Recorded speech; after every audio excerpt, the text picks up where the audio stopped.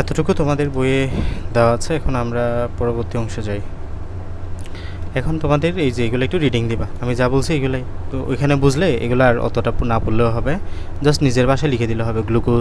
Glucose থেকে তোমার কোন এনজাইমটা কোন বিক্রিয়া করে তোমার ইয়ে তৈরি হবে, এটা আর কি গ্লুকোজ হেক্সোকাইনেসের কারণে। হ্যাঁ, আর এখানে আরেকটা বিষয় মনে রাখবা, সেটা হচ্ছে একমুখী বিক্রিয়া বহুমুখী বিক্রিয়া।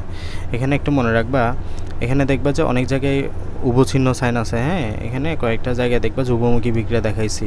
এই যে এই দ্বিতীয় বিক্রিয়াটা, মানে শুধুমাত্র মনে হয় এই যে প্রথমটা আর এই যে লাস্টেরটা প্রথমটা আর তৃতীয় নাম্বার। হ্যাঁ, এগুলা হচ্ছে তোমার একমুখী বিক্রিয়া, বাকি সব উভমুখী বিক্রিয়া, বুঝছো? বাকি সব উভমুখী বিক্রিয়া, এটা একটু মনে রেখো, ঠিক আছে?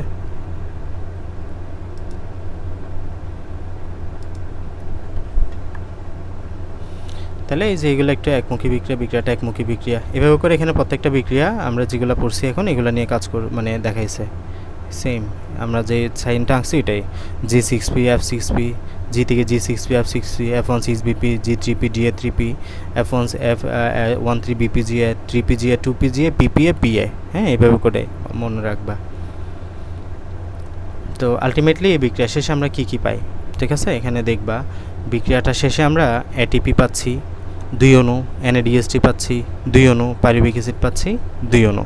বিক্রিয়ার মধ্যে খেয়াল করবা আমরা ATP পাচ্ছি 2 অণু, NADH পাচ্ছি 2 অণু, পাইরুভিক অ্যাসিড পাচ্ছি 2 অণু, টোটাল এই জিনিসপাতিগুলো আমরা পাচ্ছি। তো পাইরুভিক অ্যাসিড অবধি আসলাম, এখন পরবর্তী কাজ পাইরুভিক অ্যাসিড দিয়ে শুরু হবে। তাহলে গ্লাইকোলাইসিস প্রক্রিয়ায় 2টি নিট ATP এবং 2টি NADH জমা হয় এবং বাকি সাইটোপ্লাজমে ঘটে। তাহলে এটা কোথায় ঘটে? বিক্রিয়াটা সাইটোপ্লাজমে। গ্লাইকোলাইসিসের নিয়ন্ত্রণ, এই গ্লাইকোলাইসিসটা মানে ত্বরান্বিত হলে ATP এর ব্যবহার দ্রুত হলে, ATP এর ব্যবহার হ্রাস পেলে বিক্রিয়ার হার কমে যায়। গ্লুকোজের প্রাপ্তি তথা সরবরাহ পরিমাণ প্রক্রিয়া নিয়ন্ত্রণ করে। অ্যালোস্টেরিক এনজাইম হলো ফসফোফ্রুক্টোকাইনেস, এগুলো একটু মনে রাখবা। মানে অ্যালোস্টেরিক এনজাইম মানে হলো যে বিক্রিয়াটা, যে এনজাইমটা মূলত পুরো বিক্রিয়াটাকে নিয়ন্ত্রণ করে এক কথায়, ঠিক আছে? এই যে গতিময়তার উপর গ্লাইকোলাইসিস বিক্রিয়া বহুলাংশে নির্ভর করে। মানে এটা এমন একটা এনজাইম যে এনজাইমের কারণে ওই বিক্রিয়ার ম্যাক্সিমাম গতিই নির্ভর করে, ঠিক আছে? তো গ্লাইকোলাইসিসের জন্য এনজাইমের নাম হচ্ছে ফসফোফ্রুক্টোকাইনেস। ওকে, গ্লাইকোলাইসিসের গুরুত্বটা পড়বা, রিডিং দিবা একবার। দেন গ্লুকোনিওজেনেসিস কাকে বলে এটার উপর, বা গ্লাইকোলাইসিস থেকে উল্টা পথে গ্লুকোজ তৈরি হওয়ার প্রক্রিয়া, মানে উল্টা পথে যদি গ্লুকোজ তৈরি হয় সেম প্রসেস, এটাকে বলবা গ্লুকোনিওজেনেসিস। পার্থক্যটা পড়বা গ্লাইকোলাইসিস ফটোলাইসিসের। এরপরের ধাপ হচ্ছে যে পাইরুভিক অ্যাসিডের অক্সিডেশন। এখানে আহামরি কিছু পড়তে হবে না, এখানে পড়বা যে মূলত মাইটোকন্ড্রিয়ার ম্যাট্রিক্সে এই বিক্রিয়াটা হয়। কোথায় হয়? মাইটোকন্ড্রিয়ার ম্যাট্রিক্স হয়। যে খুব গুরুত্বপূর্ণ লাইন, পরীক্ষা আসলে এই লাইনটা আসবে। পাইরুভিক অ্যাসিডের অক্সিডেশন কোথায় হয়? মাইটোকন্ড্রিয়ার ম্যাট্রিক্সে হয়। এবং এটা ডিকার্বোজিলেশন, অক্সিডেশন এগুলো পড়বে। এবং অ্যাসিটাইল কোয়া হলো গ্লাইকোলাইসিস ক্রেবস চক্রের সংযোগকারী উপাদান। ইনফিনিটি স্টার কোয়েশ্চেন, ঠিক আছে? ইনফিনিটি স্টার অ্যাসিটাইল কোয়া তৈরি হয়। এখানে কি তৈরি হবে? অ্যাসিটাইল কোয়া। এই যে পাইরুভিক অ্যাসিড, দেখো পাইরুভিক অ্যাসিডটা এখন তোমার অক্সিডেশন হয়ে অ্যাসিটাইল কোয়া তৈরি হবে। তাহলে মূল কাজ হলো পাইরুভিক অ্যাসিড অক্সিডেশন বা দ্বিতীয় নাম্বার ধাপ এটা। তাহলে শুরুতে গ্লাইকোলাইসিসগুলো, এখন পাইরুভিক অ্যাসিড অক্সিডেশন। তাহলে তুমি গ্লাইকোলাইসিসের ফলে যে পাইরুভিক অ্যাসিডটা পাইলা, এই ধাপে জাস্ট পাইরুভিক অ্যাসিডটা জারিত হয়ে তোমার অ্যাসিটাইল কোয়া তৈরি হবে। এবং অ্যাসিটাইল কোয়াটা হলো গ্লাইকোলাইসিস এবং ক্রেবস চক্র, মানে আমরা পরের আরেকটা ধাপ পড়বো। এই ক্রেবস চক্রের মধ্যে সংযোগকারী উপাদান, এই ক্রেবস চক্রটাকে মানে যুক্ত করছে কে? এই অ্যাসিটাইল কোয়া সৃষ্টিটা, অ্যাসিটাইল কোয়া। গ্লুকোজেনোলাইসিস মানে এক্ষেত্রে হচ্ছে গ্লুকোজ ভেঙে প্রক্রিয়া গ্লাইকোজেন থেকে গ্লুকোজ তৈরি হয়। মানে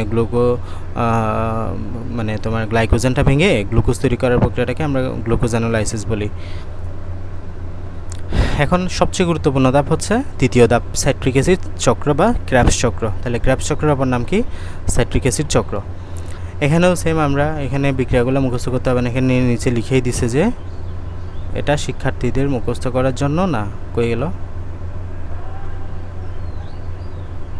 এই যে শিক্ষক এবং অগ্রসর শিক্ষার্থীদের জন্য মুখস্থ করার দরকার নেই।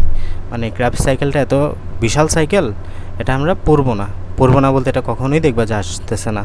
তারপরেও আমি বলি কি, তুমি একবার জাস্ট দেখো, অত কঠিন না, সহজ আছে। তাহলে কি বললাম যে শুরুতে দেখো অ্যাসিটাইল কোয়াটা আছে এখানে। অ্যাসিটাইল কোয়াটা তোমার এদিক থেকে এটা সাইট্রেট সিনথেটেজের কারণে কিসে পরিণত হবে? তোমার এদিকে অক্সালোএসিটিক অ্যাসিড আসবে, সবগুলো মিলে তোমার সাইট্রিক অ্যাসিড তৈরি হবে।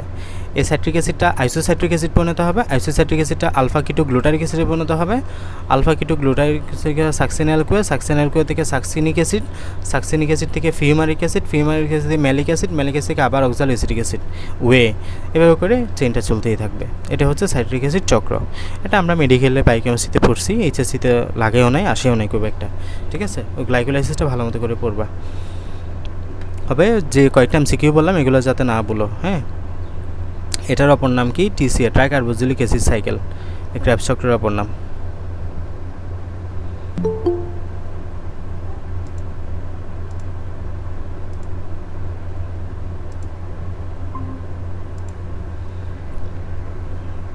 তাহলে গেল। আসসালামু আলাইকুম।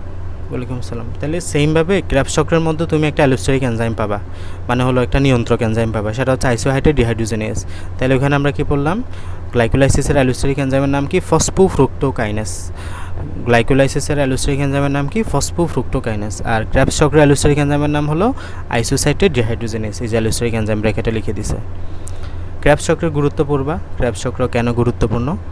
এই যে আমাদের তোমার সবচেয়ে বেশি শক্তি তৈরি হবে ক্র্যাবস চক্রে। এখানে চেইনটা দেখলে বুঝবা অনেক বেশি শক্তি তৈরি হচ্ছে। এই যদি খেয়াল করো, শুরুতে আমরা এনএডি থেকে NADH2 এই যে শক্তি তৈরি হলো, তারপর হচ্ছে FADH2 শক্তি তৈরি হলো, তোমার এই যে ATP তৈরি হচ্ছে, NADH2 তৈরি হচ্ছে, NADH2 তৈরি হচ্ছে।